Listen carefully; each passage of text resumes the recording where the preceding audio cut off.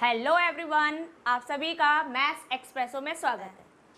Question number 3 में given है verify that the function f x equal to sine x is strictly increasing in the open interval 0 to pi by 2, decreasing in pi by 2 to pi, but neither increasing and not decreasing in 0 to pi। तो आप कैसे verify करोगे, आइए देखते हैं। यहाँ पर आपको जो फंक्शन दे रखा है क्वेश्चन नंबर 3 में, फंक्शन है आपका साइन एक्स। तो सबसे पहले इंक्रीजिंग एंड डिक्रीजिंग निकालने का पहला स्टेप क्या होता है कि हम पहले इसको डिफ्रेंशिएट करते हैं और एफ डेस एक्स की वैल्यू को ऑब्टेन करते हैं। तो यहाँ पर आपने एफ डेस एक्स निकाला, एफ डेस एक्स कितना हो गया, cos x, because the derivative of sine x is cos x. अब हम चेक करेंगे इंटरवल में कि आपकी ये वैल्यू पॉजिटिव होगी या फिर नेगेटिव होगी।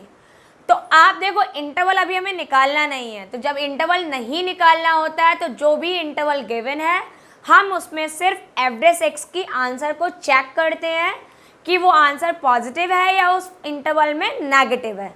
तो जो आपका फर्स्ट पार्ट दे रखा है इसमें जो आपका x की वैल्यू होगी वो लाई कर रही है 0 to pi/2 में, ठीक है। तो आपने ये देखा कि x किस में लाई कर रहा है, 0 to pi/2, और 0 to pi/2 क्या होता है अगर हम इंटरवल्स में ब्रेक करें या क्वाड्रेंट के अकॉर्डिंग ब्रेक करें तो आपका फर्स्ट क्वाड्रेंट होता है। देखो आप यहाँ पर इस तरह से देख सकते हो, ये यहाँ पर ये आपका 0 से स्टार्ट हुआ, ये आपका pi/2 है, it is pi, it's 3 pi/2, और जैसे ही रोटेशन कंप्लीट होगा ये हो जाएगा आपका 2 पाई। तो यहाँ से क्लियर हुआ कि 0 to pi आपका फर्स्ट क्वाड्रेंट में है, और फर्स्ट क्वाड्रेंट में जितने भी आपके ट्रिग्नोमेट्रिक रेशियोज होते हैं वो सभी कैसे होते हैं, पॉजिटिव होते हैं। इसका मीन्स ये हुआ कि फर्स्ट क्वाड्रेंट में कि cos x कैसा हो गया आपका पॉजिटिव। तो आपने यही लिखा कि since cos x greater than 0 है बिकॉज पॉजिटिव है, for every x belongs to 0 to pi/2, तो therefore f dash x is also greater than 0। अगर फंक्शन ग्रेटर देन 0 है तो वो कैसा हो जाएगा आपका, स्ट्रिक्टली इंक्रीजिंग। तो therefore f x is strictly increasing in the interval 0 to pi/2। अब आया आपका नेक्स्ट सेकंड पार्ट, इसमें जो आपको इंटरवल दे रखा है उसमें x की वैल्यू दे रखी है pi/2 से लेकर आपका पाई तक। अब यहाँ पर आप चेक करो कि आपका जो क्वाड्रेंट दे रखा है वो कौन सा हो गया, सेकंड क्वाड्रेंट, pi/2 से पाई तक के लिए। तो यहाँ पर आपने एक वर्ड सीखा होगा, ऐड शुगर टू कॉफ़ी।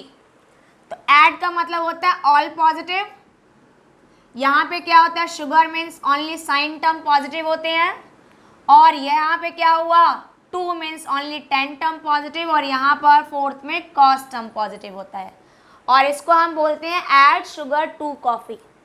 ये आपका मेन, इससे हम रिजल्ट चेक कर लेते हैं कि जो आपको टर्म दे रखा है कि x आपका सेकेंड क्वाड्रेंट में आया pi/2 से पाई तक, वो आपका कॉस वैल्यू को पॉजिटिव बताएगा या नेगेटिव बताएगा। तो कॉस तो आपका फोर्थ में पॉजिटिव होता है और फर्स्ट में पॉजिटिव होता है, सेकंड में कैसा होता है, नेगेटिव। तो जैसे ही आपका कॉस नेगेटिव होगा इस इंटरवल के अकॉर्डिंग, वैसे ही आपका एफ डेस एक्स नेगेटिव हो जाएगा, और एफ डेस एक्स नेगेटिव है तो फंक्शन कैसा हो जाएगा आपका, डिक्रीजिंग हो जाएगा।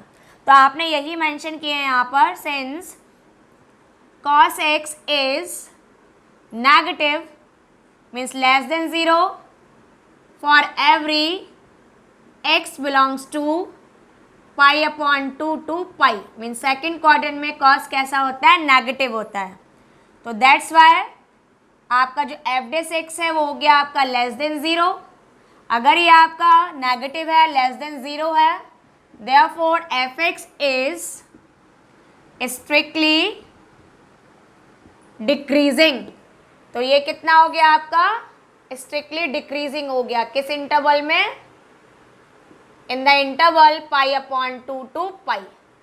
अब आया आपका third condition, means part number 3।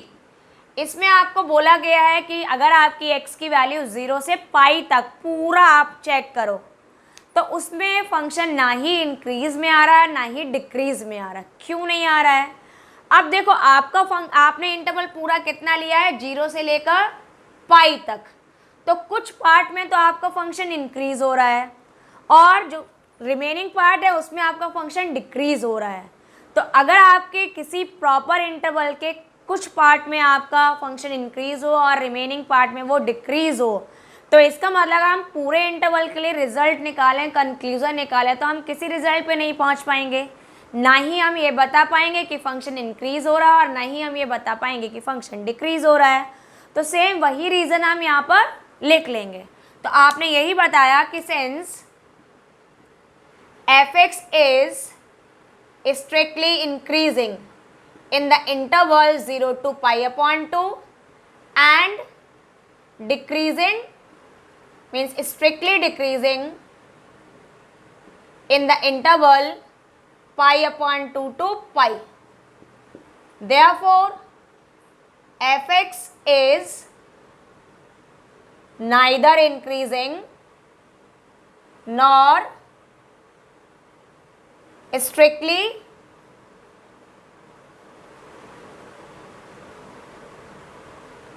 decreasing in interval 0 to pi.